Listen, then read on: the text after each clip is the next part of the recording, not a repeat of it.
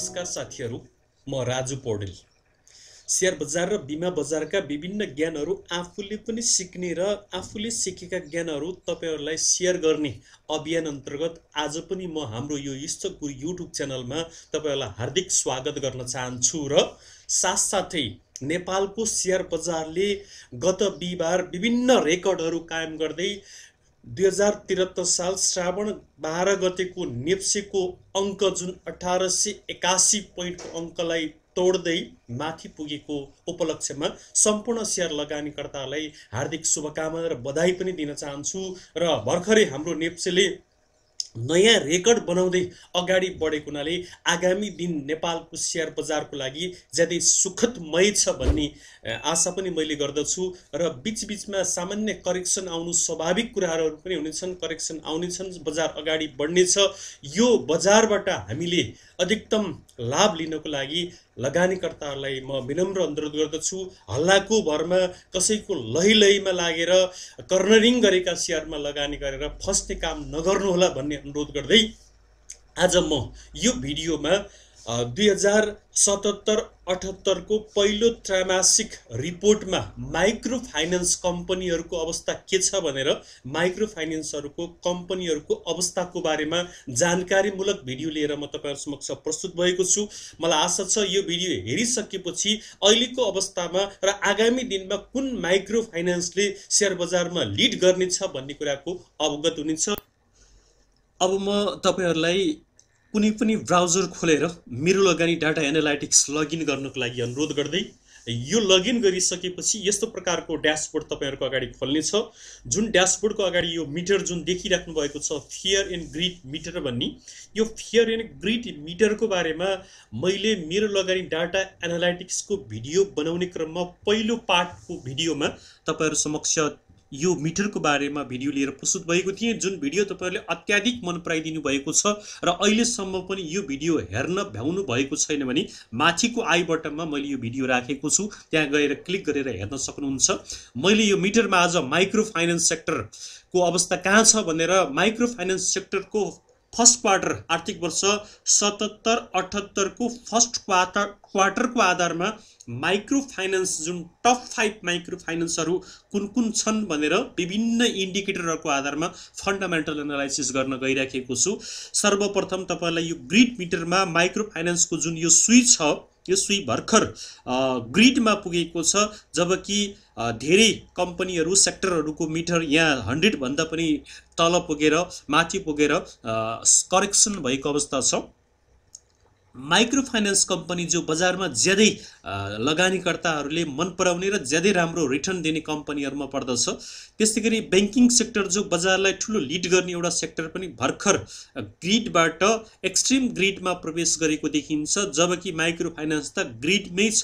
त्यसकारण माइक्रो फाइनान्सको शेयरमा अझै पनि लगानी गर्दा राम्रो प्रतिफल लिन सकिन्छ, राम्रो आम्दानी गर्न सकिन्छ भन्ने कुराको जानकारी गराउँदै अब म तपाईहरुलाई यसभन्दा अगाडि पनि जानकारी गराइसकेको थिएँ कि यो सुई 100 भन्दा तल गइसकेपछि कुनै पनि कम्पनीको शेयर अथवा कुनै पनि सेक्टर करेक्सन आउँछ भनेर, जस्तै तपाईहरुलाई अदर्सको म देखाउन चाहन्छु। यो अदर्सको यो सुई 100 भन्दा पनि तल गएर सेतोमा पुगेको थियो, जसले गर्दा गत बिहीबार यो अदर्स सेक्टरमा करेक्सन आएको छ भने त्यसैगरी म्यानुफ्याक्चरिङ एन्ड प्रोडक्सन सेक्टरको पनि यो सुई 100 भन्दा तल गइसकेको थियो, त्यसले गर्दा त्यो सेक्टर पनि गत बिहीबार करेक्सन आएको छ। त्यसकारण म तपाईहरुलाई के कुराको जानकारी गराउन चाहन्छु भने यो मिटर अथवा यो सुई कुनै पनि कम्पनी अथवा कुनै पनि सेक्टरको 100 भन्दा माथि गयो भने बजारमा त्यो कम्पनी अथवा त्यो सेक्टरमा हल्का करेक्सन आउँछ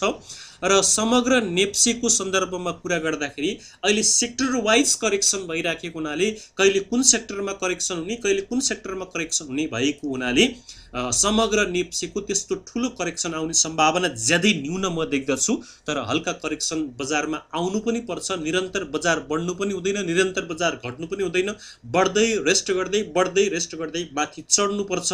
त्यो नि बजारको नयाँ र राम्रो विशेषता हो, ज्यादै राम्रो सुन्दर पक्ष हो भन्ने कुराको जानकारी गराउँदै अब म तपाईहरुलाई फर्स्ट क्वार्टरको आधारमा माइक्रो फाइनेन्समा जुन टप 5 माइक्रो फाइनेन्समा कुन कुन कम्पनीहरू पर्दो रहेछन् र आगामी दिनमा कुन माइक्रो फाइनेन्सले बजारलाई लिड गर्न सक्छ भन्ने कुराको जानकारी गराउन गइराखेको छु। सेक्टरमा माइक्रो फाइनेन्स छानुस्, फिस्कल इयरमा 77-78 सिलेक्ट गर्नुहोस्, क्वार्टरमा फर्स्ट क्वार्टर सिलेक्ट गर्नुहोस् र क्राइटेरियामा अब हामीले कुन कुन इन्डिकेटरको आधारमा टप 5 माइक्रो फाइनेन्सको फन्डामेन्टल एनालाइसिस गर्ने भन्ने कुराहरू सिलेक्ट गर्नुपर्ने हुन्छ। प्राइस हेर्नै पर्यो, पेड अफ क्यापिटलको अवस्था के छ हेर्नै पर्यो, रिजर्भको अवस्था के छ त्यो पनि हेर्नै पर्यो। त्यसबाहेक तपाईँले बाँकी सबै हेर्न सक्नुहुन्छ। मैले बेस्ट इन्डिकेटरहरू मात्रै हेर्न गइराखेको छु। नेट प्रफिटको अवस्था के छ हेर्नै पर्यो, इपिएसको अवस्था के छ हेर्नै पर्यो। त्यसपछि पी रेसियो त हामीले हेर्नै पर्ने हुन्छ। त्यसपछि तपाईहरुको आरओई रिटर्न अन इक्विटी को पनि हेर्नुपर्ने हुन्छ भने नन परफर्मिङ लोनको अवस्था के छ, खराब कर्जाको अवस्था के छ र बुक भ्यालुको अवस्था के छ भनेर हामीले यति इन्डिकेटरको आधारमा टप 5 माइक्रो फाइनेन्सहरू कुन कुन पर्दा रहेछन् फर्स्ट क्वार्टरको रिपोर्टको आधारमा भनेर हेर्न गइराखेका छौं। तपाईहरुलाई थाहै छ यहाँ स्विङ 1 to 46 भनेर भनेको छ। यसको अर्थ 46 माइक्रो फाइनेन्स कम्पनी नेपालको शेयर बजारमा लिस्टिङ रहेछन्। ती 46 माइक्रो फाइनेन्स कम्पनीहरू मध्ये हामीले विभिन्न इन्डिकेटरहरूको आधारमा टप 5 माइक्रो फाइनेन्स कम्पनीहरू फर्स्ट क्वार्टरको आधारमा पहिचान गर्न गइराखेका छौं। सर्वप्रथम तपाईहरुले प्राइसको आधारमा कुन सबैभन्दा महँगो प्राइस छ अहिले मार्केटमा, कुन माइक्रो फाइनेन्सको सबैभन्दा महँगो प्राइस छ भनेर हेर्ने हो भने फरवर्ड माइक्रो फाइनेन्स कम्पनीको 1968 सहित 1 नम्बर हाईएस्ट प्राइसमा पर्न सफल भएको छ भने national micro finance company limited भन्ने जुन 1860 मा रहेछ यसको प्राइस, गत बिहीबारको यो मूल्य हो। त्यसैगरी जनउत्थान सामुदायिक लघुवित्त भन्नेको 1568 रहेछ, साना किसानको 1544 रहेछ भने स्वावलम्बन विकास लघुवित्तको कति रहेछ भन्दा 1460 रहेछ। यसरी टप 5 कम्पनीहरुमा प्राइसको आधारमा फरवर्ड 1 नम्बरमा पर्न सफल भएको देखियो। अब हामीले कुनै पनि कम्पनीको पेड अफ क्यापिटल कस्तो छ, पेड अफ क्यापिटल जति बढी भयो कम्पनी त्यति स्ट्रङ हुन्छ भन्ने तपाईलाई थाहै छ। पेड अफ क्यापिटल बढी भएको कम्पनीले बढी बिजनेस गरेर लगानीकर्तालाई बढी रिटर्न दिन सक्छ भन्ने कुराको अवगत गराउँदै पेड अफ क्यापिटलको आधारमा छिमेकी लघुवित्त विकास बैंक लिमिटेड 1 नम्बरमा पर्न सफल भयो, जसको पेड अफ क्यापिटल 1 अरब 50 करोड देखिन्छ भने निर्धन उत्थान विकास बैंक लिमिटेड लघुवित्त जो हो यो पनि यसको पनि 1 अरब 50 करोड देखिन्छ। यसका आधारमा यी दुईटैको बराबर देखियो भने आरएमडीसी को 1 अरब 1 अरब 3 करोड 42 लाख 21 हजार देखियो भने डीडीबीएल जुन फर्स्ट क्वार्टरमा ज्यादै राम्रो प्रस्तुति गरेर आफूलाई 1 नम्बरमा उभ्याउन सफल भएको कम्पनी डिप्रोक्स जुन कम्पनीको paid of capital Deprosc development bank limited को 1 अरब 54 लाख 33 हजार सहित आफूलाई 4थो नम्बरमा उभ्याउन सफल भएको छ भने साना किसान आफूलाई 5औं नम्बरमा उभ्याउन पेड अफ क्यापिटलको आधारमा सफल भएको छ। त्यसैगरी अब हामीले रिजर्भको आधारमा टप 5 कम्पनीहरू कुन कुन हुन् भनेर हेर्नुपर्ने हुन्छ। जुन कम्पनीको रिजर्भ स्ट्रङ छ, बलियो छ, त्यो कम्पनीले हामीलाई उचित प्रतिफल दिन सक्छ, राम्रो रिटर्न दिन सक्छ भन्ने कुराको जानकारी गराउँदै निर्धन उत्थान विकास बैंक लिमिटेड जुन हामीले फर्स्ट क्वार्टरमा नराम्रो रिपोर्ट आयो भनेर वारवारी बजारमा शेयर बेचेर बाहिर निस्कने काम गरेका थियौं, त्यो ज्यादै गलत काम गरिएको थियो। निर्धन उत्थान लघुवित्त संस्था भनेको फर्स्ट क्वार्टरमा नराम्रो रिपोर्ट प्रस्तुत गरे पनि यो फर्स्ट क्वार्टरमा घाइते सिंह भएको मात्र हो। यो सिंह कुनै पनि बेला उठेर फेरि शिकारीलाई झम्टिन सक्छ। त्यसकारण यसको कम्पनीको बारेमा फर्स्ट क्वार्टर नराम्रो आयो भनेर हामी आत्तिनु पर्ने अवस्था छैन। तपाईले रिजर्भै देखिसक्नुभयो, यसको पेड अफ क्यापिटल भन्दा रिजर्भ ज्यादै माथि छ, 2 अरब 27 करोड 42 लाख 62 हजार त्यसको रिजर्भ मात्र छ। यसका आधारमा यसले भोलि भविष्यमा हामीलाई रिटर्न दिने हो, त्यसकारण हामी यो कम्पनीबाट आत्तिनु पर्ने अवस्था छैन। यो घाइते सिंह भएको हो, यो सिंह कुनै पनि बेला उठेर फेरि शिकारको लागि झम्टिन सक्ने अवस्था रहन्छ। त्यसकारण यो कम्पनीलाई हामीले फर्स्ट क्वार्टरमा नराम्रो आयो भनेर शेयर बेचेर भाग्नुपर्ने अवस्था अवस्था छैन। त्यसैगरी साना किसान विकास बैंक लिमिटेड दोस्रोमा पर्दो रहेछ रिजर्भको आधारमा भने छिमेकी जो बजारको एउटा लिडिङ कम्पनीमा पर्दछ, छिमेकी जो विगतमा राम्रो रिटर्न दिएको छ, विगतको इतिहास हेर्दाखेरि डिभिडेन्ड हिस्ट्री हेर्दाखेरि यो निर्धन भयो। साना किसान भन्दा पनि निर्धन र छिमेकीले राम्रो रिटर्न दिएको देखिन्छ। स्वावलम्बन पनि राम्रो रिटर्नमा पर्दछ, जसको रिजर्भ पनि चौथो नम्बरमा पर्न सफल भयो भने आरएमडीसी 5औं नम्बरमा पर्न सफल भएको छ भने अहिलेको फर्स्ट क्वार्टरमा ज्यादै राम्रा इन्डिकेटरहरू प्रेजेन्ट गर्नको लागि, प्रस्तुति गर्नको लागि सफल डिडिबिएल पनि 6औं नम्बरमा पर्न सफल भएको देखिन्छ।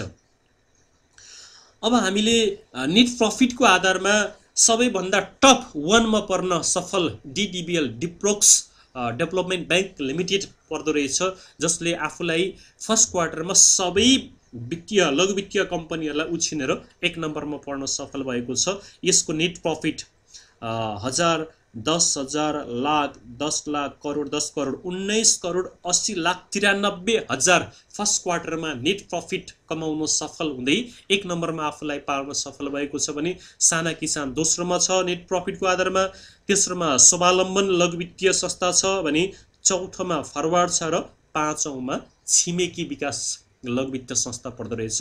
यसरी टप 5 नेट प्रफिटको आधारमा पनि डिडिबिएल 1 नम्बरमा पर्न सफल भएको छ। त्यसैगरी इपीएस को आधारमा आफूलाई 1 नम्बरमा उभ्याउन सफल भएको छ डिप्रोक्स डेभलपमेन्ट बैंक लिमिटेड, जसको इपीएस 78.8 फर्स्ट क्वार्टरमा उसले आफूलाई यो इपीएस सहित 1 नम्बरमा उभ्याउन सफल भयो भने फरवार्ड 71.48 सहित सेकेन्ड, स्वावलम्बन 64.44 सहित थर्ड, नेशनल माइक्रो फाइनेन्स 61.88 सहित फोर्थ र जनउत्थान सामुदायिक लघु वित्तलाई 58.32 इपीएस सहित फिफ्थमा उभ्याउन यिनीहरू आफूलाई सफल भएका छन् भने अब हामीले पी रेशियो सबैभन्दा कम पी रेशियो भएको कम्पनी राम्रो मानिन्छ अथवा 20 भन्दा तल भएको पी रेशियो 20 भन्दा तल हुनु ज्यादै राम्रो मानिन्छ भने इपीएस 20 भन्दा माथि भएको ज्यादै राम्रो मानिन्छ। अब पी रेशियोको आधारमा यो आदि खोला आशा लघुवित्त जसको -622 देखियो भने निर्धनको -14.04 देखियो। यो माइनस भनेको कम्पनी प्रति लगानीकर्ताको अविश्वास हो भन्ने कुरा बुझिन्छ। मैले निर्धनको बारेमा अगाडि नै भने फर्स्ट क्वार्टरका आधारमा मात्र यसलाई अविश्वास गर्नुपर्ने कुनै पनि कारण छैन। यो घाइते सिंह हो, कुनै पनि बेला उठेर यसले झम्टिन सक्छ। अब डिडिबिएल जसको पी रेशियो 20 भन्दा तल 14.72 सहित आफूलाई अव्वल कम्पनीमा उभ्याउन यो सफल भएको छ भने यो स्वदेशी लघुवित्तको 16.53, एकेबीएसएल भनेको आदि खोलाको 17.61 र नाडेपको 19.21 को आधारमा टप 5 पी रेशियोमा पर्न आफूलाई सफल भएका छन्। यसका आधारमा पनि डिडिबिएल बेस्ट कम्पनीमा पर्न सफल भएको देखियो। आरओई भनेको सबैभन्दा राम्रो आरओई भनेको उच्च आरओई भनेको राम्रो कम्पनी भनेर मानिन्छ, जसको डिडिबिएल यसमा 1 नम्बर पर्न सफल भएको छ भने एसडीएस स्वदेशी लघुवित्त दोस्रोमा पर्न सफल भएको छ, नेशनल माइक्रो फाइनेन्स तेस्रोमा, एमएलबीबीएस भनेको मिथिला चौथोमा, एसएलबीबीएस भनेको स्वरोजगार 5औं नम्बरमा पर्न सफल भएको छ। यसरी आरओईमा पनि टप 5 भित्र आफूलाई उभ्याउन सफल भएको छ डिडिबिएल माइक्रो फाइनेन्स।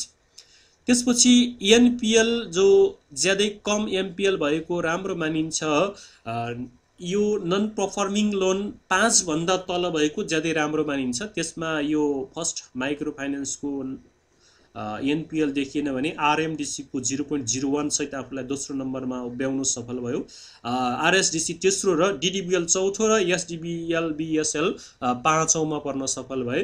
यसरी नन परफर्मिङ लोनमा पनि डिडिबिएल कम्पनी आफूलाई 5th भित्र पार्न सफल हुँदै हरेक इन्डिकेटरहरुमा डिप्रोक्स डेभलपमेन्ट लघुवित्तीय संस्था अगाडि देखियो यो क्वार्टरमा।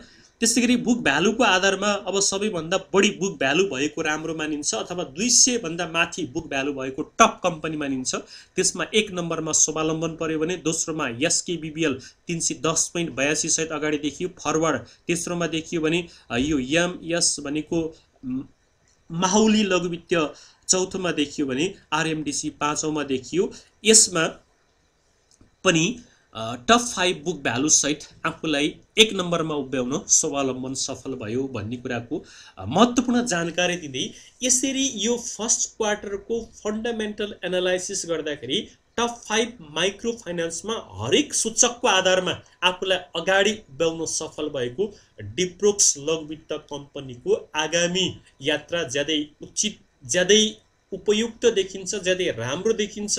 त्यसकारण डिप्रोक्स लघु वित्त संस्थामा लगानी गर्दा भोलिका दिनमा उपयुक्त रिटर्न पाउन सकिन्छ भन्ने कुराको जानकारी गराउँदै साथै टप 5 भित्र पर्न सफल लघु वित्त कम्पनीहरू जस्तै फरवर्ड भयो, साना किसान भयो, स्वावलम्बन भयो, नेशनल माइक्रो फाइनान्स भयो, छिमेकी भयो, निर्धन भयो, यी कम्पनीहरूको शेयरमा लगानी गर्दा र विगतको डिभिडेन्ड इतिहासलाई हेर्दा पनि यी कम्पनीहरूले ज्यादै राम्रो रिटर्न दिएको पाइन्छ भन्ने कुराको जानकारी गराउँदै यस्ता महत्त्वपूर्ण भिडियोहरू हेरिसकेपछि तपाईहरुले आफ्नो वालमा शेयर गरेर आफ्ना साथीभाइ इष्टमित्रहरूलाई पनि यस्ता ज्ञानहरू सिक्ने अवसर दिनुहोला भन्ने अनुरोध गर्दै यो भिडियो हेरिसकेपछि लाइक, कमेन्ट र फिडब्याक दिनुहोला। हस्, नमस्कार। आजलाई यो भिडियोबाट बिदा हुन चाहन्छु। फेरि अर्को महत्त्वपूर्ण भिडियो लिएर आगामी दिनमा प्रस्तुत हुने नै छु।